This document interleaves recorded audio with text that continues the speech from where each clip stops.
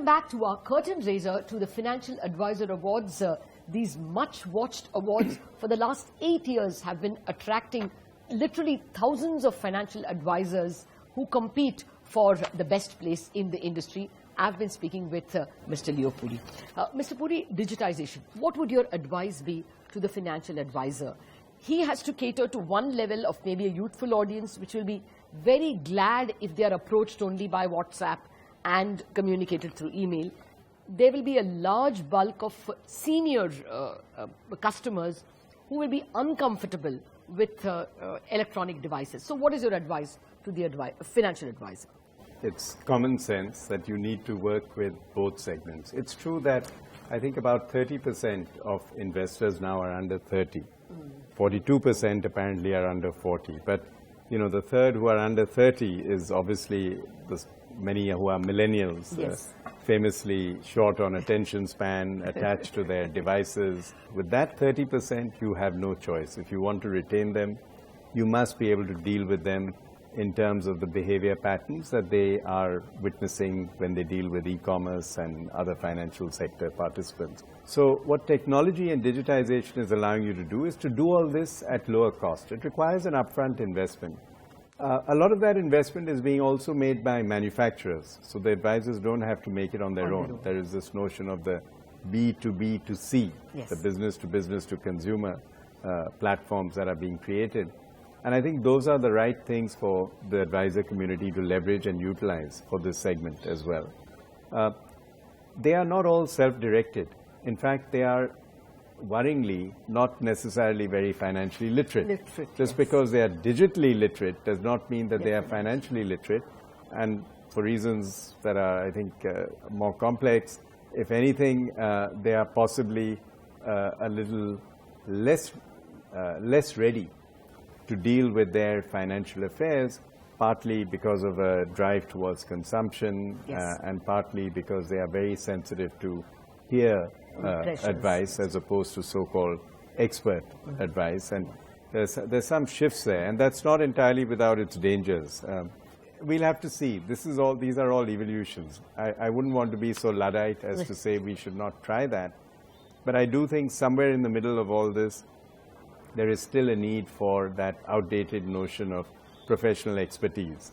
And we have to hold on to that, even as we go with the grain in terms of the methods of delivery that this generation is accepting. With the elder generation, they want a degree of hand-holding. Yes. No problem there with social community and so on and so forth. I mean, they look at that, but ultimately they want to know what the doctor said. And there, it's a higher touch model. There is room for more personal engagement. And I think that must continue. There are also different issues related to succession and intergenerational transition.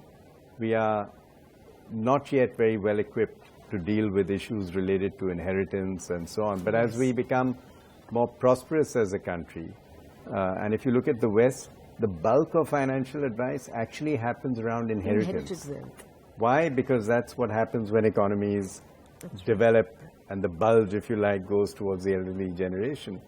So we're obviously not there yet, but for that segment, those issues are not very well addressed today. And I would certainly recommend to our advisors who are seeking new roles for themselves to really deepen their knowledge and understanding of how do you play a role at that point of transition in people's lives, because the amount of wealth that is now involved in legitimate inheritance is rising at a fantastic rate in this country.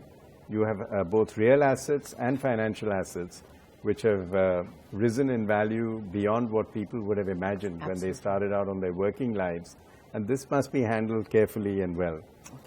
Fair point, Mr. Puri. You have laid out several roles for the financial advisor, and last year the awards attracted 38,000 numbers by way of candidates. To be sure, this time there will be more, and Mr. Puri has laid out the high standards that financial advisors have to live up to be able to cater to the youth, to be able to cater to the unincluded, the non-included so far, and speak to them in jargon-free language, to be able to cater to the aged customer and handhold them through technology, and at the same time be able to handle both the elementary needs of a saver becoming an investor and the mature, rich families passing on their inheritance and helping their next generation manage the wealth.